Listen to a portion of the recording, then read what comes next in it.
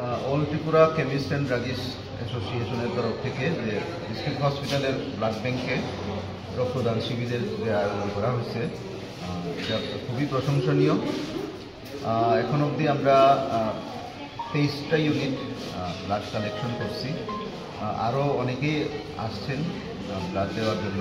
তো আমরা খুবই কৃতজ্ঞ থাকব অল ইন্ডিয়ার কেমিস্ট অ্যান্ড ড্রাগিস্ট অ্যাসোসিয়েশনের তরফে তাদের কাছে, এবং আগামীতেও আমরা আশা করব আরও যাতে ওনারা এগিয়ে আসেন রক্তদানে।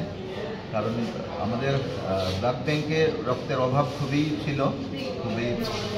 অভাব ছিল, কিন্তু এইভাবে যদি সবাই সামনে এগিয়ে আসে রক্তদান দেওয়ার জন্য, তাহলে আমাদের ব্লাড ব্যাংকে সবসময় রক্ত থাকবে এবং যখনই প্রয়োজন হবে ইমার্জেন্সিতে আমরা ইউজ করতে পারবো। আবার ধন্যবাদ জানাই আপনাদেরকে।